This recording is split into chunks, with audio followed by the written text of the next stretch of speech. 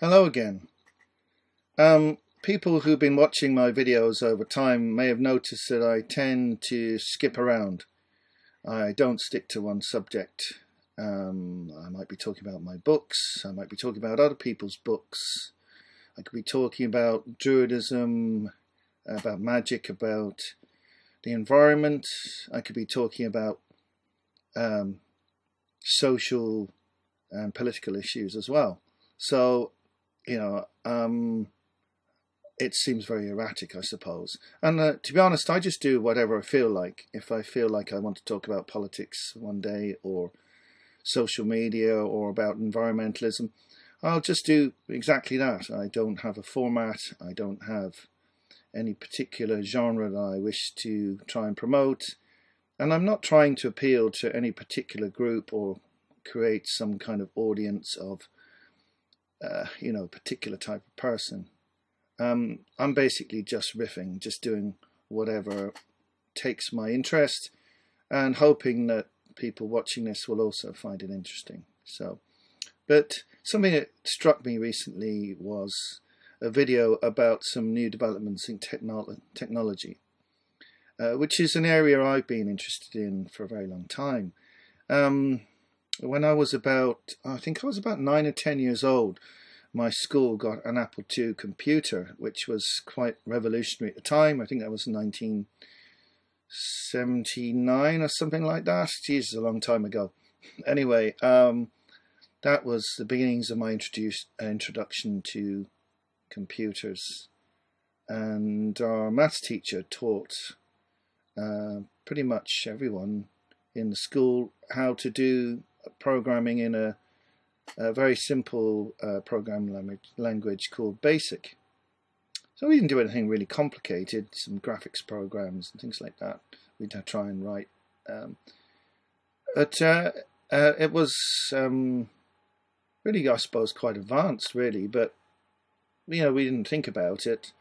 It was, the teacher just said, oh, you do this and do that, and, write these sort of instructions sequentially, and you've made a little program. You tell the computer to do something. So back then, there really weren't any applications. People wrote their own software, and things have completely changed now, where you can actually create your own software using sophisticated app designers, which mean you don't have to have any understanding at all of how to do computer programming. And the point of what I'm getting to is, I had an interest in this from a young age because it was new and exciting, and this whole world of computers was sort of the future, and it has become the future. So now it's become part of everyday life. I mean, when I first started working, computers were a very rare sight. An office might have one computer, so big companies would have a few. There'd still be lots of people that used paper for their work and didn't use computers at all. I suppose by the end of the last century that had changed completely, and now they're omnipresent. A lot of schools didn't even have computers in sort of the last few years of the last century. Now, I think Australia, they use iPads or something similar for all pupils. They don't even use paper anymore. So as time progresses, we're getting further and further down this road of the interface between computers and humans in every single area of life. I mean, if you think about it, you go into a shop, the till is essentially a computer. You've now got automated tills in more and more shops, which means there's less and less people actually selling you stuff. There's more automation. So that means jobs, working at the till are disappearing. Even in warehouses, you've got robotic shelf fillers, machines that ferry stuff around. So, in huge areas of life, the human interaction is being slowly and systematically removed because it's a lot cheaper to employ robotics to use computers for a lot of activities.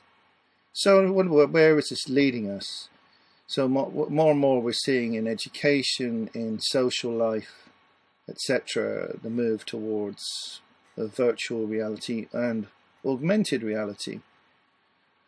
And it's being normalized, the idea of living in this metaverse. And whether it'll be the Facebook metaverse or some other version led by a different company, I don't know. Or it could even be a sort of government-sanctioned metaverse, if you like, sort of created in conjunction with technological companies. And we're beginning to see that with the rollout of the WEF model for digital passports, and so many aspects of your life that can now be connected up via mobile apps. And if you're interacting through VR or AR, you could find yourself sort of in a world where you're pretty much connected to a computer all of the time, apart from when you're actually sleeping. And even then, you can be monitored. I mean, we already have apps on phones that monitor you while you're asleep and then tell you what was going on while you were sleeping. When you wake up in the morning, you can look and see what you've been doing, how you've slept. I'm not sure if there's any real benefit to that. I certainly don't think I want to start obsessing over my sleep. It just all seems a little bit over the top to me. But then, each to their own. If you really wanted to do that, then fair enough.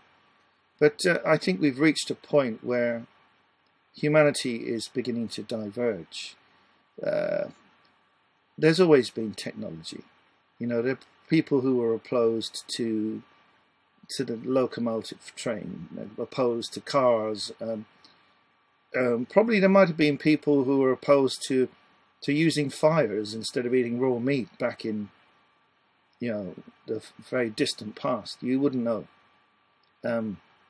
The point is, technology for its own sake isn't necessarily good. Technology is there to serve us. The whole point of it is as a tool to help humanity, not as a form of enslavement, which you could say, arguably, that machines are being used to engineer and constrain us, to mold us to their format, rather than the machines being designed and engineered to suit our needs. Certainly very much in the working world, people are forced to use software and equipment that isn't pleasant to use, that isn't easy, and financial necessities, etc. Job descriptions mean that you have to use programs, equipment, etc. that perhaps don't work very well in our terms, and we're having to adapt ourselves to meet the needs of the machines, rather than the machines being properly designed to meet human needs. So you could see how we're being forced down this road into a sort of a dystopian future that many writers have described. Aldous Huxley would come to mind, George Orwell, and Isaac Asimov. Also people like Philip K. Dick. Their visions of the future were not particularly nice ones, and they all had an element of technological coercion involved in them. So I think we've reached this kind of split, this kind of, I don't know if we've crossed the Rubicon as such, where there's no return, but I think many of us who are sort of more interested in naturalistic life are thinking, hey, perhaps I don't want to go down this road.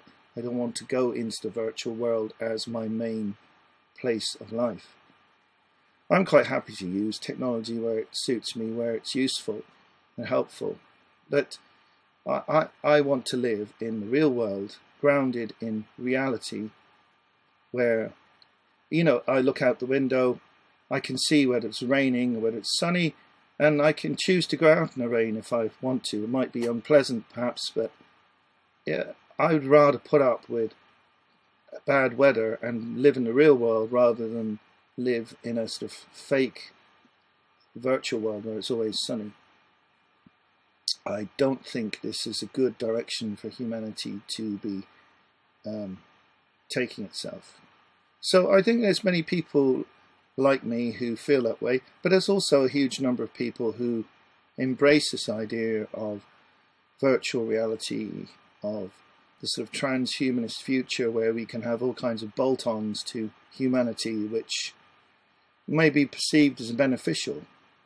And in fact, of course, people that sign up for this, they of course do think it's beneficial. If they thought it was harmful, they wouldn't be accepting it. So you've got a real divergence in opinion on this. I'm not advocating for going to a sort of non-technological life where we all live in huts and scrape around the dirt with sticks. I think we always will need technology. But I very much want a human-led world, not a machine or software-led world. So I think this is something that we've reached a point where you have to make a choice, where it's becoming more and more divergent, and you will be tied in when you, for instance, if you have an RFID implant put into your body, or if you sign up for programs which require you to be almost constantly on VR, your life will become changed. You won't be able to undo it easily, if at all. So I think rather than going down that road and then realizing it's a mistake, I prefer to just bring a halt to this now. And I'm saying that's enough. I'll go this far and no further. And I'm sure many people would agree with me. Others will be steaming full speed ahead off into this glorious future of futurism and sort of human and machine integration. But I won't be joining them. And I just wanted to bring this issue up because we are at an important junction in human future. And I thought it was something that was worth bringing to your attention. So I hope you found that interesting, and feel free to comment or like this video, and of course if you want to subscribe, I'd be very happy about that. Thanks for listening. Hope you found that interesting. That's all for now. Bye bye.